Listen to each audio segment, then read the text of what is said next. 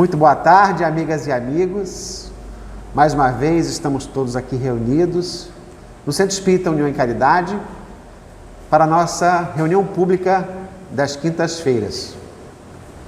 Amigas e amigos, hoje recebemos o nosso companheiro Jorge Marques, que vai nos falar nesta tarde sobre o capítulo Lição a Nicodemos do livro Boa Nova.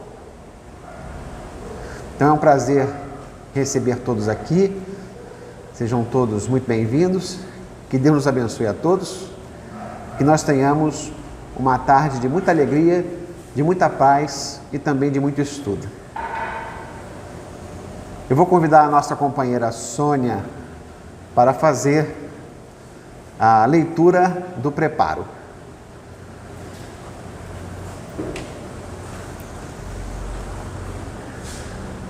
Pode subir, pode subir.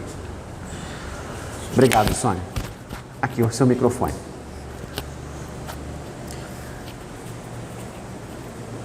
Boa tarde a todos.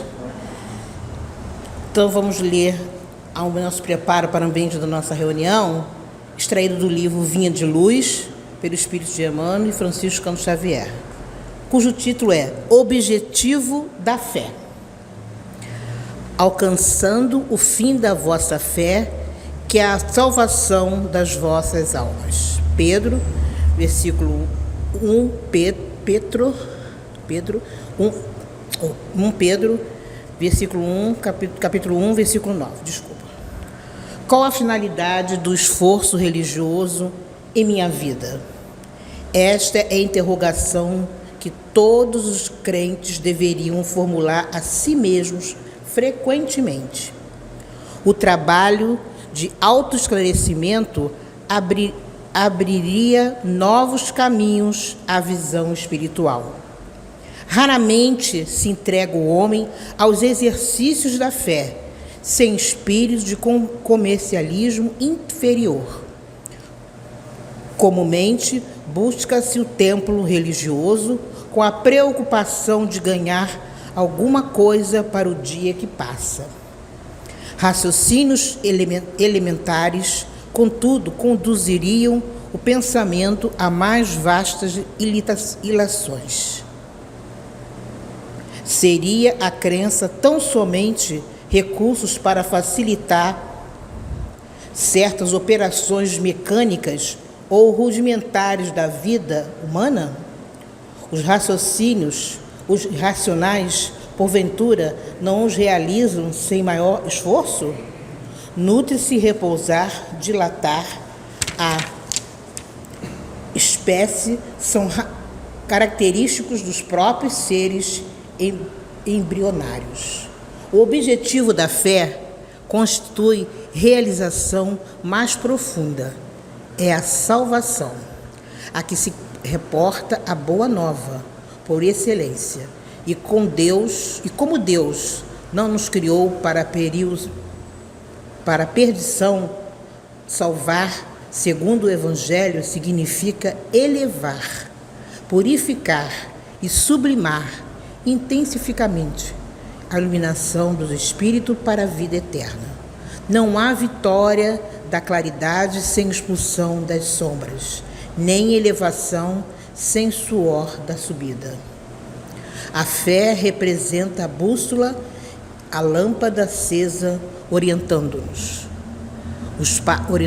os passos através dos obstáculos, localizá-la em ângulos inferiores do caminho é um engano de consciências desastrosas, porque muito longa de ser uma alavanca de impulso para baixo, é a libertadora a conduzir para cima.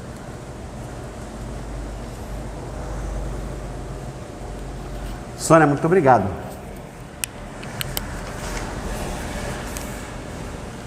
Então, vamos agora fazer a nossa prece inicial para o nosso estudo da tarde.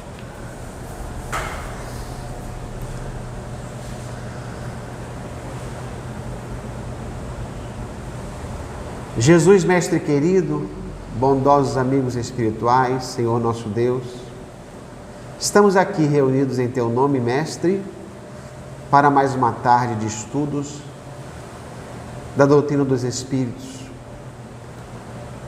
tão consoladora e também tão abrangente, no sentido de que nos faz compreender a necessidade, Senhor, de termos que desenvolver esta fé que é resultado da experiência da vida e da compreensão da vontade de Deus. Possamos nós todos, Senhor, sabedores da Tua presença neste ambiente, pedir, Mestre Jesus, o Teu amparo e a presença dos nossos amigos espirituais, nossos espíritos protetores, que nos abraçam, nos intuindo, Senhor, para o bem e para o progresso individual, tentando todos os dias sermos um pouco melhores do que fomos no dia anterior. Permita, Mestre Jesus, que o nosso amigo que fará uso da palavra receba também ele a presença dos seus amigos espirituais, que vão auxiliá-lo nesta tarefa de nos trazer as mensagens da Boa Nova. Muito obrigado, Mestre Jesus, por podermos estar aqui reunidos, e te pedimos então que em Teu nome, em nome dos amigos espirituais da casa e sobretudo em nome de Deus, possamos dar por iniciada a reunião pública desta quinta-feira. Que assim seja. Amigo Jorge, a palavra é sua. Eu vou me retirar daqui para não ficar na frente das imagens, mas daqui a pouco eu volto.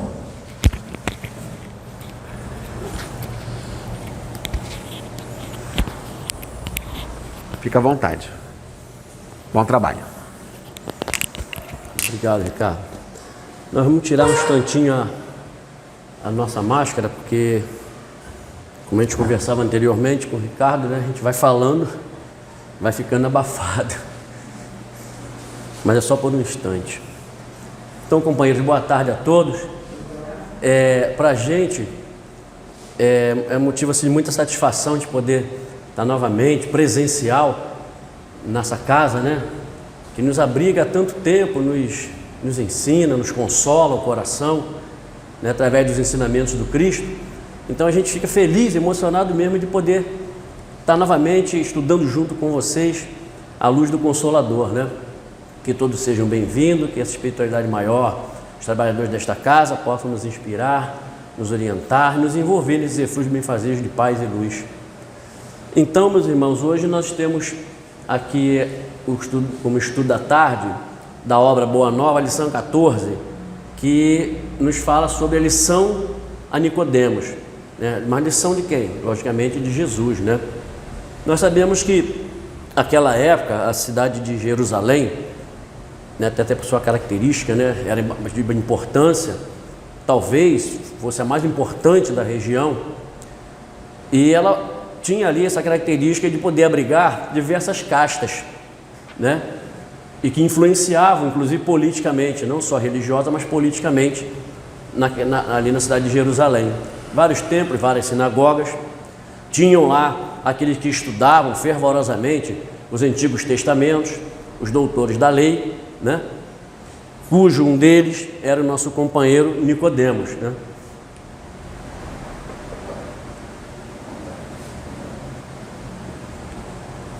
Nicodemos. Então, essa era uma das castas que existia naquele tempo na cidade de Jerusalém, que eram os doutores da lei, os profetas, como eu disse antes, estudavam profundamente os Antigos Testamentos.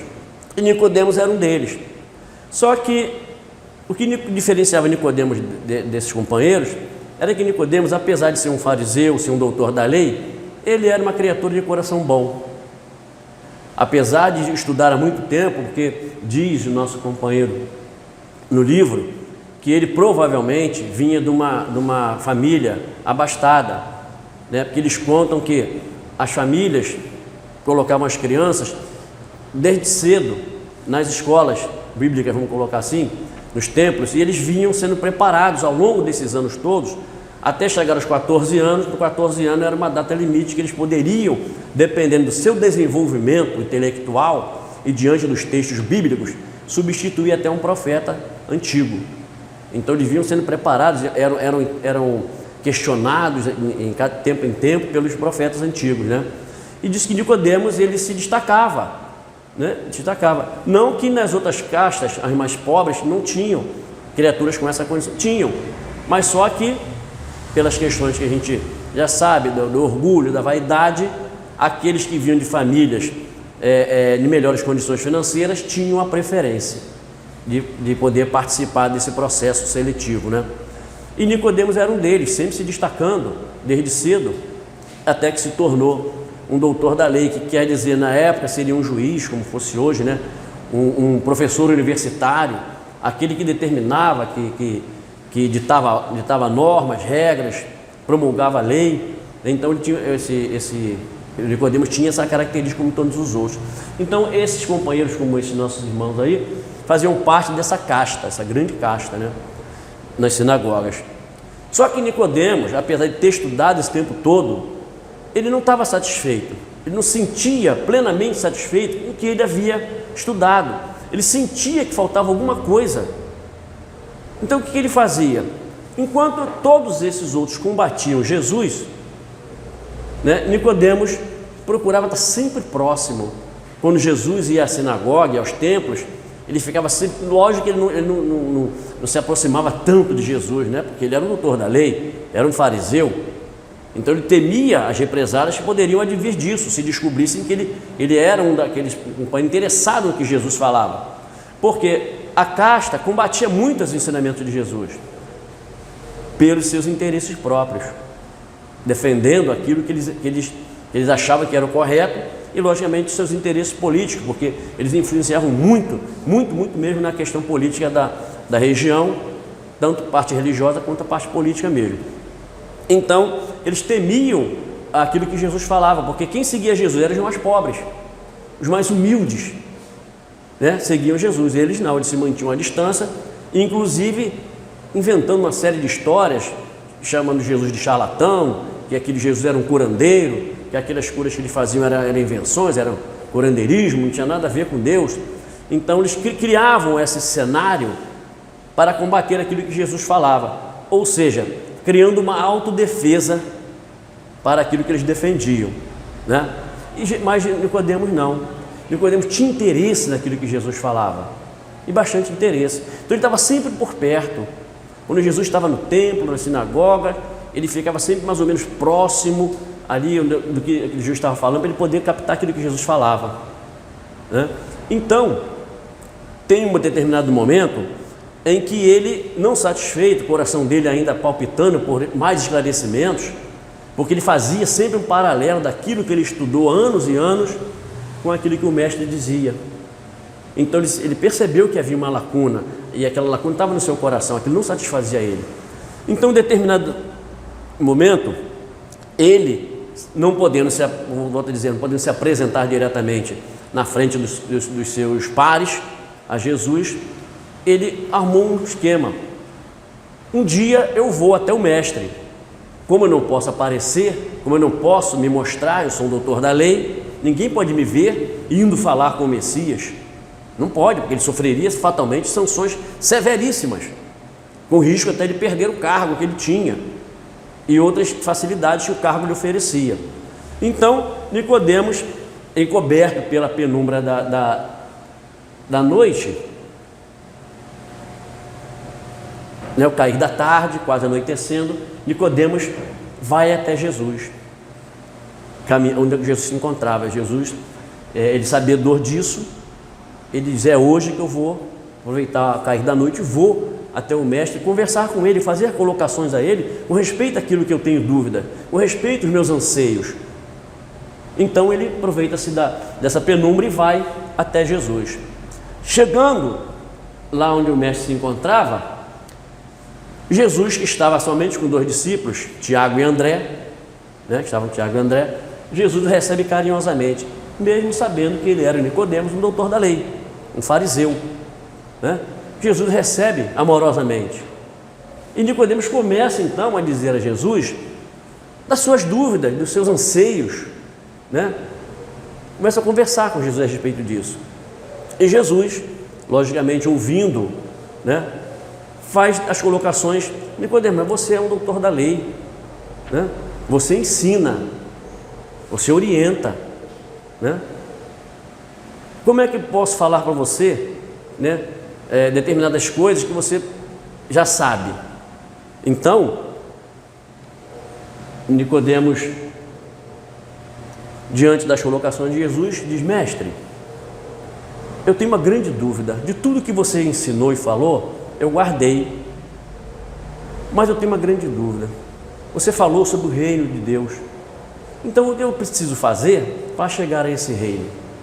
Né? Porque Jesus fazia as pregações sempre falando sobre esse reino de Deus, né? E como é que era esse reino de Deus?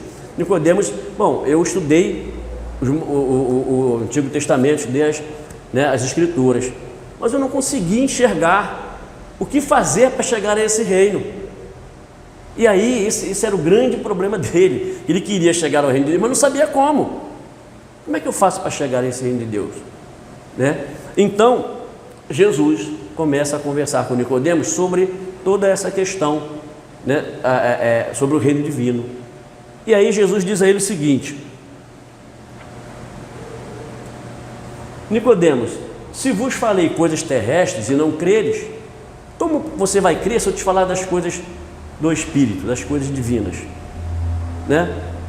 Aí Nicodemos fica assim meio que como se fosse atônito. Como Jesus falou? Quando é que você falou dessas coisas para nós e eu não consegui entender? O que Jesus quis dizer era o seguinte: ele, como doutor da lei, lia as Escrituras, só que ele só lia. E logicamente, como ele estava inserido naquele contexto social da cidade de Jerusalém, né, ele defendia os interesses daqueles todos ali, ele não podia ir contra, apesar de ele achar que aqueles ensinamentos, aqueles textos que ele lia não satisfaziam a ele, Nicodemos, não preenchiam o seu vazio. Ele não podia ir contra aquilo, ele não podia falar para um daqueles sacerdotes que Jesus estava correto. E Jesus falava de uma outra situação que eles não entendiam. Lógico e evidente que eles entendiam, porque eles também pregavam a reencarnação, só que de uma outra maneira, e só que defendendo sempre seus interesses, que eles não podiam dizer abertamente para aquele povo sobre o processo reencarnatório. Apesar de também não entender muito, mas um pouquinho que eles entendiam, não podiam dizer, porque senão eles davam razão a Jesus. Como é que eu vou dar razão a um nazareno, né? Uma criatura que chegou aqui na cidade falando sobre amor, falando sobre perdão, falando sobre caridade, falando de um reino de Deus que ninguém viu, que ninguém sabe onde é, ninguém conhece, né? Como é que eles vão dar razão? Jamais, em tempo algum. Não iam ferir aquilo que eles defendiam, mas eles sabiam.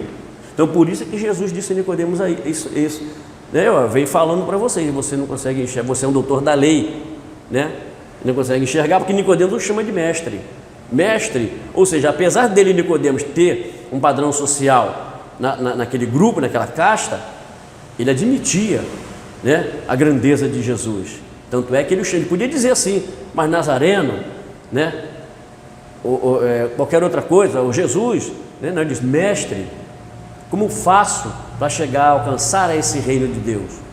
Então ele admitia a grandeza de Jesus. Então Jesus disse para ele: você é o mestre, você estudou as Escrituras e você não sabe disso, né?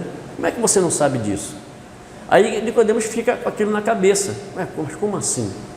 Claro, porque a questão das Escrituras é que eles interpretavam do jeito deles, aquilo que eles achavam que estava correto para manter um controle, principalmente político e econômico da região. Eles não podiam falar o contrário, porque eles, enquanto casta dominadora daquela situação, eles tinham os benefícios, era o recolhimento de impostos, era aquela série de situações que a gente já sabe. E como é que eles iam perder aquilo tudo? Olha, no anterior, as vestimentas deles, usavam aquelas vestimentas finíssimas, né? Sempre se mostrando para diferenciar do povão trabalhador, sempre se mostrando superior. Eles não queriam perder aquilo de maneira nenhuma, dominavam a região, né? Ricardo é historiador, Ricardo sabe, né, Ricardo? Eles dominavam aquela região toda. Volto a dizer, Jerusalém era de extrema importância ali naquela região. Então eles dominavam, então não queriam perder aquilo ali, né? O egoísmo é que exacerbava. Então não deixava eles reafirmarem que Jesus estava correto, que Jesus vinha não para defender questão econômica nenhuma, política nenhuma, né? Apesar de alguns companheiros, como o nosso companheiro Judas Iscariote, achar que Jesus seria o grande guerreiro, o grande líder, né, daquela região, Jesus nunca se deixou levar por essas insinuações, nunca, de maneira nenhuma. Sempre se mostrou aquele ser humilde que vinha para servir e não ser servido. Então, Jesus, quando fala para Nicodemos assim, tu é mestre e não sabes disso? Então deixa Nicodemos com mais dúvidas ainda, né? Então Jesus explica para ele essa condição. Nicodemos, né? É preciso nascer de novo para entrar no reino dos céus. Aí ele, puxa, Nicodemos, caramba, como é que pode isso? Nascer de novo? Eu já sou um homem velho, como é que eu vou nascer de novo? Eu vou ter que entrar dentro do ventre da minha mãe de novo, já sendo velho, né? Então vocês vejam que Jesus fazia, vamos nos inserir ali, com que a gente raciocinasse, que a gente pensasse, né? E é o que eles não conseguiam fazer. Vamos ver as entrelinhas, porque os interesses de orgulhosos, vaidade, não deixava ver. E Jesus então explica isso para Nicodemos. É preciso, Nicodemos, que nasça de novo para ver o reino de Deus. Pronto. Quando Nicodemos achou que estava tudo esclarecido, mais uma dúvida para ele: como é que eu vou entrar velho no reino, no ventre da minha mãe? Caramba, e agora? Como é que é isso? Aí Jesus diz: é preciso nascer da água, né, e do Espírito. Ou seja, a água, ela simboliza a questão material, né? Inclusive o nosso companheiro lá no texto, ele fala, e também o Caibar Schutel, ele fala no livro Parábolas, né, de Jesus, essa questão da explicação da água, que a água representa a questão material. Ou seja, nosso corpo é composto, ele diz que 70% de água. E quando a gente nasce, né, antes de chegar ao mundo propriamente dito, a gente fica inserido dentro de uma bolsa miniótica, que ali tem o que? Líquido, tem água. Ele fala a questão dos animais, das aves, dos animais que rastejam, todos têm a necessidade da água. Então a água representa a questão material. Aí quando ele diz e nascer do Espírito, ele está falando o quê? Reencarnação. Ele diz: o que nasce da carne é carne, o que nasce do Espírito é Espírito. Nós não podemos confundir, né? O Espírito ele precisa de um corpo material para poder se desenvolver, passar pelas suas provas, pelas suas expiações, passar pelas diversas fases do processo de evolução, né? Mas quando desencarna, há esse rompimento com o corpo físico. Sem o Espírito, os órgãos vão falindo, porque o Espírito é energia, ele que energiza. Então os órgãos vão falindo, o corpo perece, mas o Espírito vive, o Espírito continua, vai habitar numa determinada época um outro corpo. Então o Espírito é eterno. É isso que Jesus queria dizer para ele. É preciso que nasça da água e do Espírito, né? E Nicodemos ainda assim se coloca em dúvida, né? Coloca na dúvida, ele não entende isso que Jesus fala. Por isso que Jesus disse para ele: vocês estudaram e você não entende? Como que você não entende, né? O mestre é você, eu não sou o mestre. Eu venho vos falar da questão do amor, da caridade, da humildade, né? De amar, o livro coloca, de amar ao próximo. Qual é o primeiro mandamento? Amar ao próximo como a ti mesmo, né? E vim falar do amor. Eu não vim falar para você da questão material. E todos vocês podem reparar, a vida inteira de Jesus, ele vinha falar sobre esse reino de Deus. Que é qual é o reino de Deus? É aquele que está na nossa mente, no nosso coração. É o mundo dos espíritos, o mundo espiritual, da onde a gente veio e para onde a gente vai retornar. Basicamente ele falava somente sobre isso. Só que dependendo da situação, a quem ele se dirigia, ele falava com um pouquinho mais de peso ou com um pouquinho menos de peso, devido ao entendimento de cada um. E Nicodemo, mesmo assim, diante da explicação carinhosa, amorosa de Jesus, que o recebeu com carinho, né? Ele não entende e ele segue o seu caminho, né? Ele vai embora.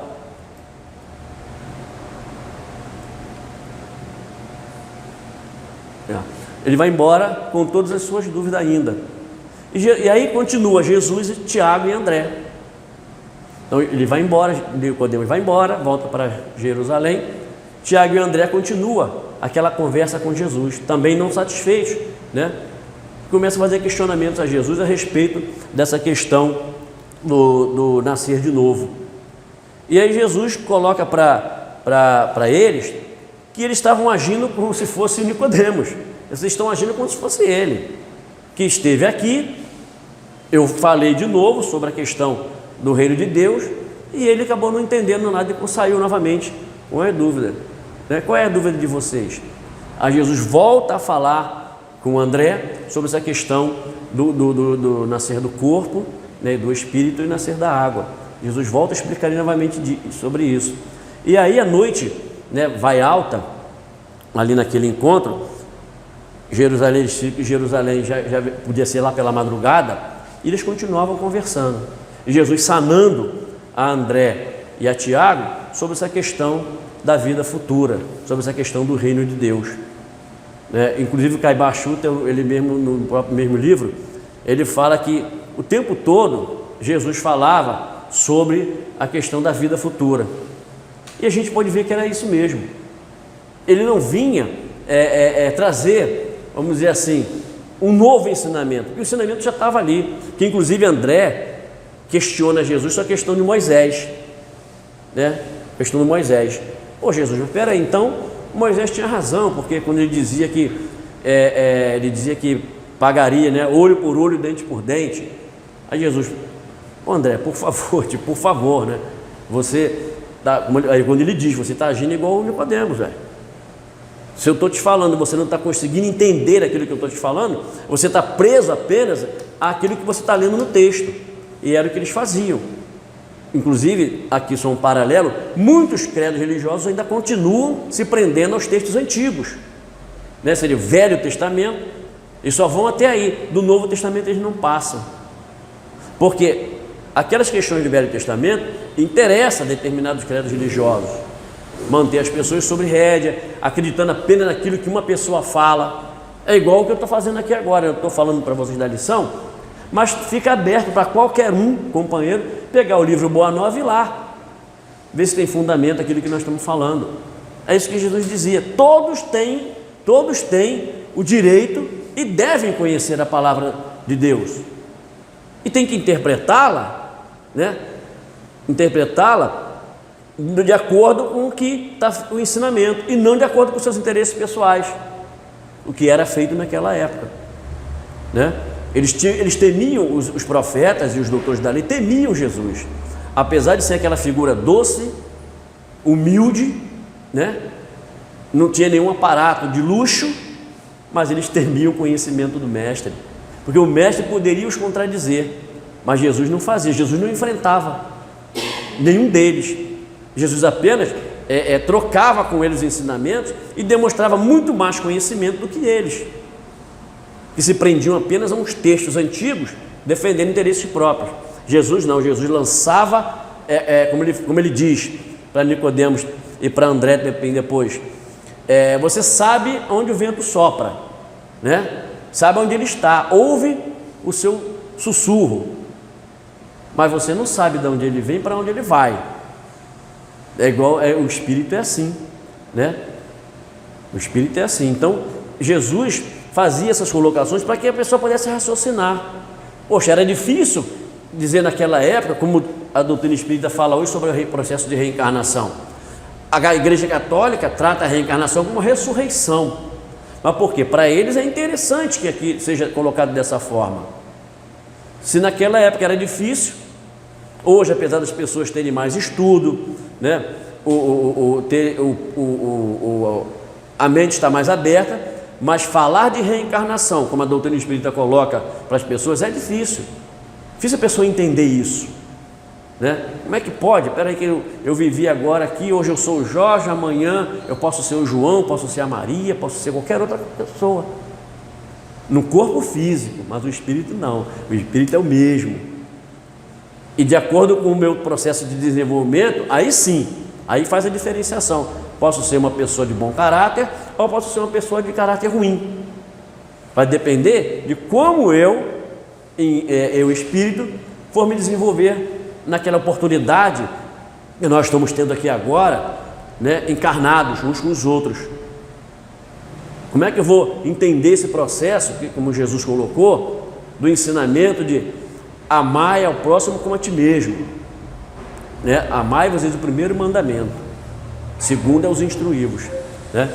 Então, enquanto a gente não entender esse processo de que nós fomos criados por Deus, os espíritos, todos nós fomos criados por Deus para nos auxiliarmos, tanto é que está aí, amai-vos, enquanto a gente não se amar verdadeiramente, né? Não é esse amor masculino e feminino, não, é um amor de mais profundidade, né? Porque essa relação masculino e feminino é carinho, é solicitude, né? É sentir bem ao lado de alguém, mas aquela palavra lá, amor, é da profundidade que o Cristo ensinou, é daquela profundidade e demonstrou, porque além de falar, Jesus demonstrava. A cada passo que ele dava, a cada ensinamento que ele prestava, ele exemplificava, ou seja, tornava mais simples ainda. A pessoa podia dizer assim, mas pô, Jesus fala difícil pra caramba, né? Eu não estou entendendo o que Jesus está falando, mas ele exemplificava, falava e exemplificava. Então, ou seja, demonstrava como é que devia fazer, como é que deveria ser. Então não tinha nada de difícil aí, bastava que nós estivéssemos preparados para entender.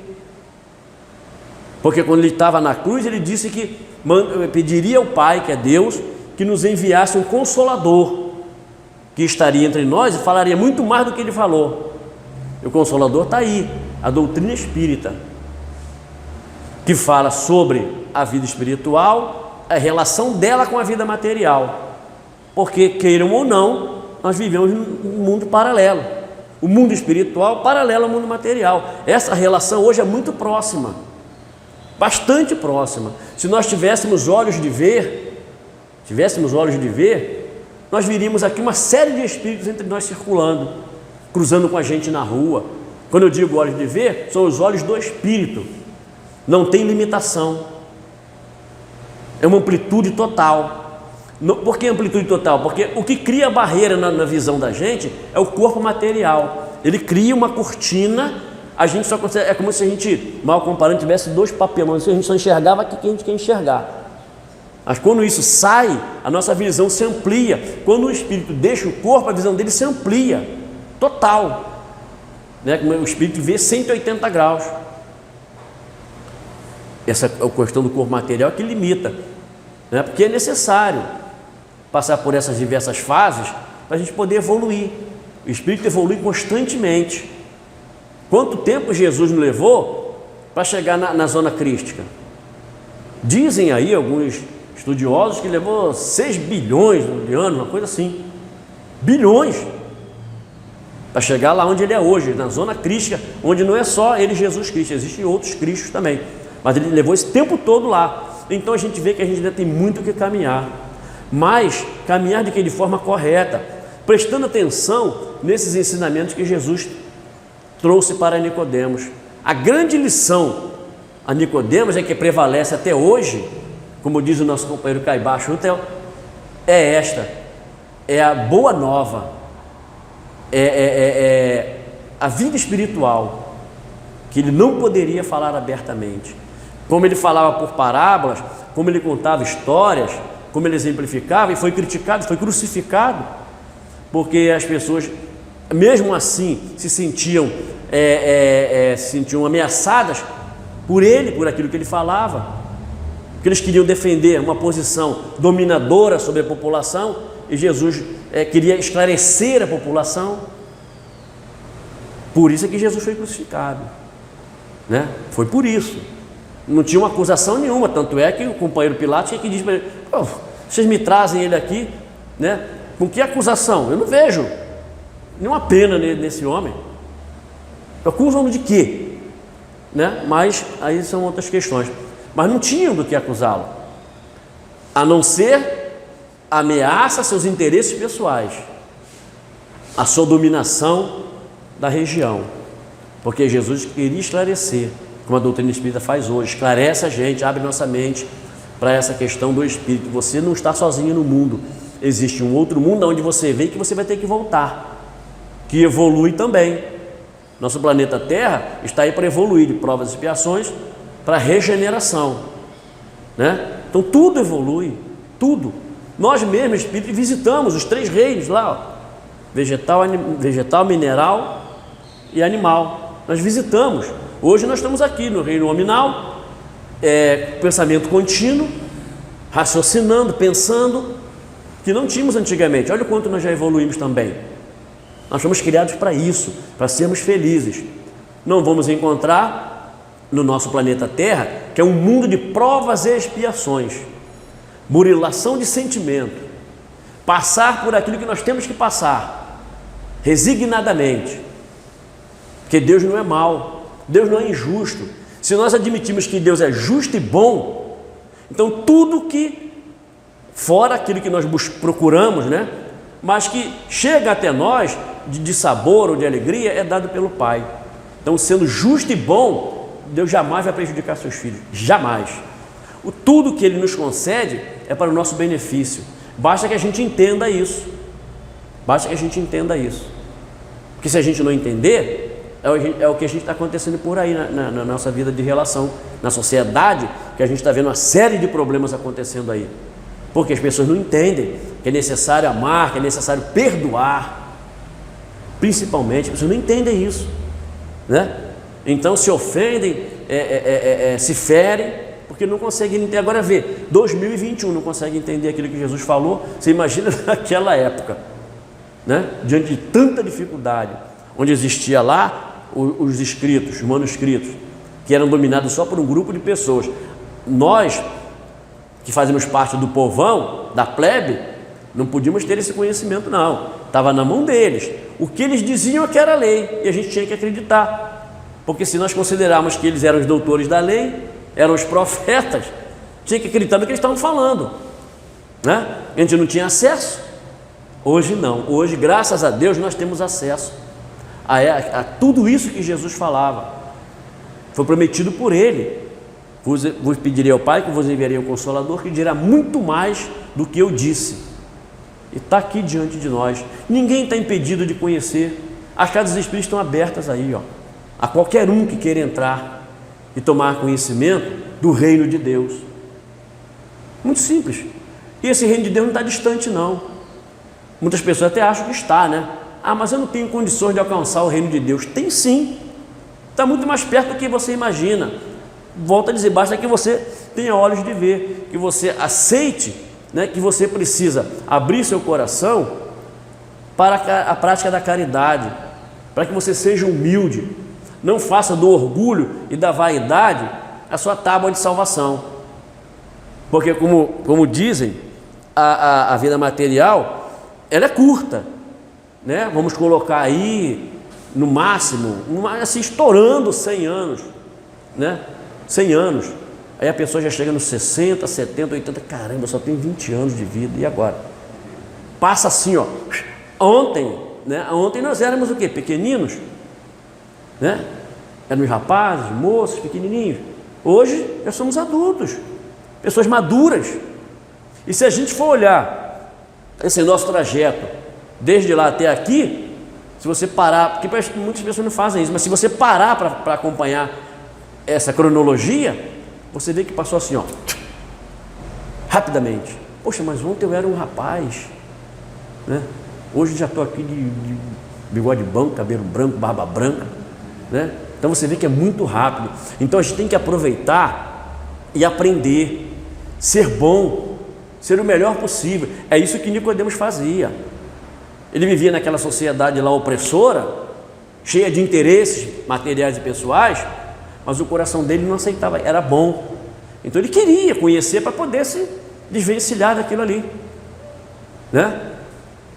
Talvez ele ainda não tenha entendido, apesar de querer, mas, como eu falei aqui, a questão do orgulho e da vaidade. Se eu aceitar o que o Nazareno está falando, eu vou ter que virar um plebeu, porque ninguém vai me aceitar ali, vão me chamar até de traidor. E naquela época, quem traía o Sinédrio, né? Quem traía o Sinédrio e as castas, era considerado traidor e sofria sanções pesadíssimas. E ele preferiu, então, esquecer aquilo que Jesus estava tentando dizer a ele e ficar lá com as facilidades que o cargo lhe oferecia, né? Então, nós precisamos nos livrar dessas condições. Volto a dizer, Deus é bom, muito bom. Apesar da gente achar que determinadas coisas que nos aconteçam é injusto, não é injusto, não é. Volto a dizer, Deus não vai criar um filho para prejudicar esse filho de maneira nenhuma, de maneira nenhuma. Muitas das vezes as coisas acontecem conosco para a gente reflexionar. Tinha que chegar naquele tempo previsto, eu tinha que passar por aquela situação ali, e vou passar, passa resignado, sabendo que Deus está vendo, Deus está acompanhando esse teu processo, né? Deus está acompanhando essa tua transformação. Ele não quer que você fique eternamente preso a essas questões materiais, terra, aqui preso na terra. Não, ele não quer, ele quer ver o teu desenvolvimento. Se você tomar conhecimento desses ensinamentos, né, que o Cristo trouxe através do Consolador, né, você precisa aplicar esses conhecimentos. Aplicar de que maneira? Fazendo o melhor que você pode pelo teu próximo. Fazendo o melhor. Porque no momento, essa nossa vida é melhor para nós. Apesar de a gente achar que não, essa nossa vida é melhor para nós. Estamos vivos, né? Estamos vivos. Então, é só de estarmos vivos e ter a oportunidade de poder vivenciar esses ensinamentos, de poder aprender, de poder modificar a nossa conduta, sendo bons, fazendo o bem, aceitando aquilo que Deus nos concede. Isso já é uma maravilha, Precisamos nos transformar. É que o nosso companheiro lá não quis.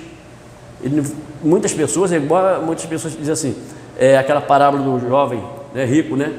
O que eu posso fazer para te seguir?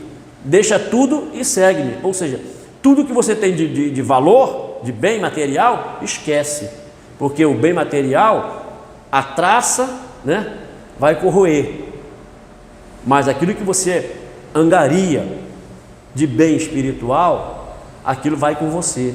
Conhecimento, aquilo vai com você. E aí você consegue entender, a sua mente consegue abrir, porque você passa a olhar para dentro de si e ver que você é filho de Deus. Sendo filho de Deus, você não pode ser uma criatura má, precisa ser bom, né? Precisa ser bom, porque Deus é bom. Se você é filho de Deus, você precisa ser bom. Porque se você assim não for, é como a gente, né, nosso pai coloca a gente no caminho do bem. Se a gente desvirtua, a culpa é de quem? É dele? Não, Deus nos colocou no caminho do bem. Se nós nos desviamos, a culpa é nossa. Então a gente precisa assumir essa culpa, precisa fazer uma transformação na nossa vida, precisa fazer uma limpeza, né, no nosso coração, que está cheio de farpas. Precisa limpar isso aí. Então nós só vamos conseguir isso quando a gente aceitar esses ensinamentos e passar a praticá-los. Existe um mundo que me aguarda, da onde eu vim e para onde eu vou ter que retornar. É o mundo dos espíritos, o mundo espiritual. O mundo espiritual. Porque o nosso corpo, ele adoece. Qualquer problema que nós temos físico, o problema está no físico, o espírito não. Se sair dali, o espírito é perfeito, perfeitinho. O corpo está doente, mas o espírito não. A não ser quando ele passa a ferir a lei de Deus. Porque toda vez que a gente se afasta da lei de Deus, a gente sofre. Todas as vezes que a gente se afasta da lei de Deus, a gente sofre. Pela nossa indisciplina, porque a lei de Deus é sempre boa. Não existe falha na lei divina. Melhor, nas leis divinas, não existe falha. A falha é nossa, que de acordo com as nossas atitudes, de forma que a gente age, a gente se afasta da lei divina. E a gente se afastando, a gente vai sofrer. Você não tenha dúvida disso. Porque quando você se aproxima da lei de Deus, você está sob o amparo do Pai. Né? Então, sob o amparo do Pai. Se eu faço, está tudo de acordo com que o Pai determinou, aquilo que Jesus, nosso irmão mais velho, ensinou, eu estou bem amparado. Estou bem amparado. É só eu seguir isso aqui. Né?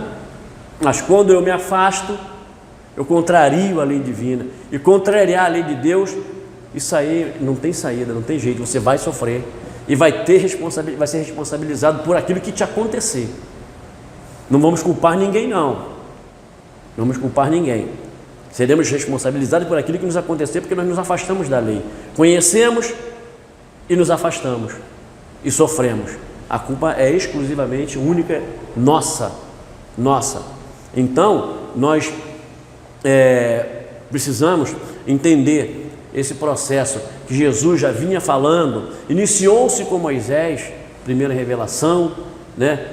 Segunda revelação, Jesus, né? Terceira revelação, a doutrina espírita. Durante esse processo cronológico, cada um deles, de acordo com a época, veio falando esse processo da vida futura, veio falando da maneira deles, mas veio falando, e culmina com essa clareza de ensinamentos que está aqui no corpo doutrinário, no Pentateuco doutrinário, que apesar de alguns dizer assim, está ultrapassado. Se você pegar ali o livro dos Espíritos, o Evangelho, a Gênese, né? O livro dos Médiuns, você vai ver que é bastante atual. Um exemplozinho, vocês veem, agora a gente está sob o domínio aí de uma pandemia, que graças a Deus vai passar, eu tenho fé que vai passar. E em tempo recorde, os cientistas descobriram vacinas, não para exterminar, mas para controlar. Né? Que era um vírus novo, ninguém conhecia. Dizem os estudiosos que uma vacina dessa aí, Deia pode falar, né? Leva uns 10 anos, né? Deu mais, para poder se produzir. E a vacina foi produzida em tempo recorde. Por quê? Com a permissão dele, de Deus. Porque sem essa permissão não seria possível. Porque aqueles cientistas estudaram, se prepararam, né? Para aquilo, para que pudessem em tempo recorde, confiando na sua capacidade, né? Apesar de cientista não admite a divindade, mas nós sabemos que ele está presente, né? Ele está presente. Existiu a necessidade desse número de pessoas retornar à casa do Pai? Existiu. Volta aqui a falar, o planeta Terra passa por um processo de evolução, né? De transformação, de mundo de provas e expiação para regeneração, que vai haver o mal também lá naquele mundinho lá para onde a Terra vai, mas é bem menor, em escala bem menor do que a gente vê hoje, né? Então, aqueles que não vão ficar já estão sendo retirados. É a lei natural se cumprindo, é a lei natural. O retorno à casa do Pai em desencarnes coletivos. É necessário. Progresso, olha aí o progresso se fazendo, progresso dando continuidade à sua marcha, né? Deus sabe disso, mas ao mesmo tempo Ele acaricia o nosso coração, Ele se compadece. Então intui os cientistas a produzirem vacinas em tempo recorde, que vai controlar essa situação. E nós estamos vendo pelos noticiários, pelas estatísticas, que estão sendo controladas. Daqui a pouco a gente não vai precisar mais usar essa máscarazinha, não vai precisar mais estar em cadeira separada, não. Vamos estar novamente sentindo o calor um do outro, nos abraçando como a gente fazia antes, porque é assim que o Pai quer, que nós nos abracemos, que nós nos aproximemos uns dos outros, né? Que nós nos auxiliemos, nos ajudemos uns aos outros, porque fomos criados para os espíritos, fomos criados para se ajudarem uns aos outros, né?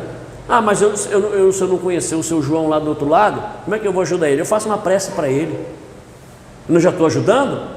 Quando eu faço uma prece, eu não estou enviando vibrações para ele? Essas vibrações, se ele merecer, chegarão nele. Mas o que sai do meu coração é sincero, é verdadeiro. Agora, se ele vai receber, aí é outra história. Vai depender da situação que está colocado.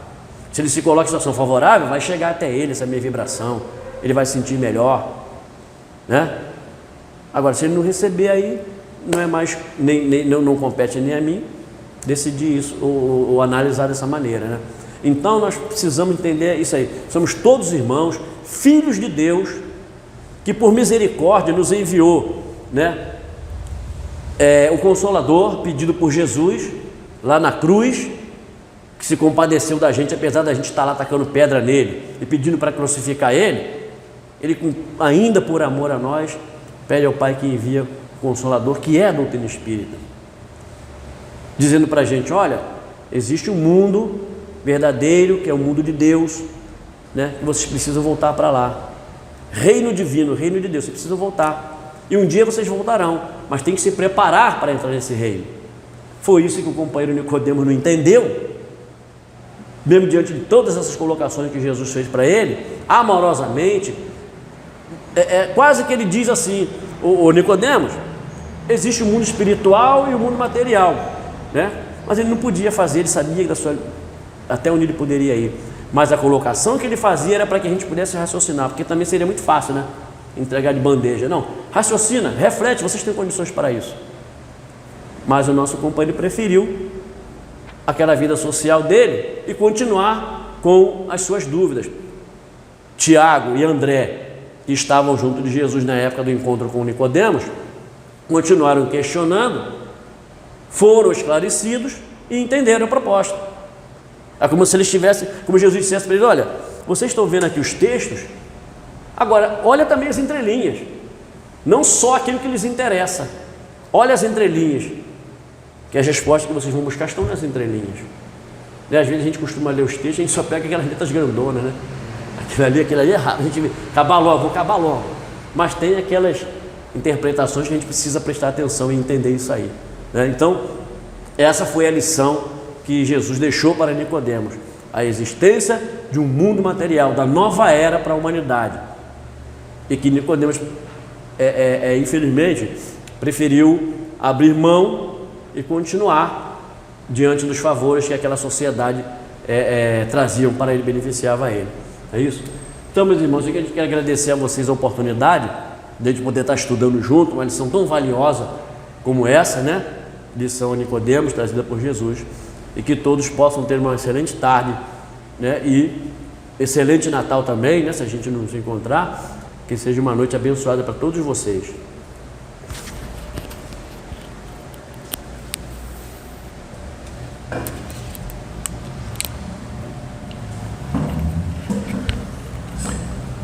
E nós, nossa parte, agradecemos ao Jorge pelas palavras que nos trouxe, pelo estudo que fez. Jorge, muito obrigado, Deus te abençoe. Amigas e amigos, vamos caminhando para o fim dessa primeira parte do nosso trabalho. Faremos uma prece final. Vou convidar o nosso companheiro Raulino para fazer a prece final, e depois faremos uma mentalização que faz parte do trabalho do passe. Em momento de pandemia, não é? Nós não estamos fazendo o trabalho de passe como vinha sendo feito antes desse processo pandêmico. Então, estamos fazendo aqui no salão. Então, teremos o encerramento dessa primeira parte com o Raulino, uma prece final, e depois peço a vocês que permaneçam mais um minuto em seus lugares, para que a gente possa pedir a Deus também pela nossa saúde, pela nossa paz, através do passe coletivo. Vamos então elevar nosso pensamento a Deus, a Jesus, fazer a nossa prece dizendo assim: querido Mestre Jesus, mais uma vez te agradecemos por esta oportunidade de estarmos aqui reunidos em Teu nome, em nome de Deus, aprendendo um pouco mais das Tuas lições, Senhor. Que possamos levar esses conhecimentos para a nossa vida, a fim de que possamos caminhar em Tua direção, mais esclarecidos, mais fortalecidos na fé, Senhor. Abençoa todos nós que aqui estivemos e aqueles também que não puderam comparecer. Abençoa toda a nossa humanidade encarnada e desencarnada, Senhor. Envolve os trabalhadores dessa casa, encarnados e desencarnados, Jesus. E mais uma vez te agradecemos por tudo que temos recebido, e que possa levar em cada mesa, em cada um de nós, na noite de Natal, aquele amor que você tanto pregou, Senhor. Por isso tudo, nós te agradecemos. Que assim seja, graças a Deus.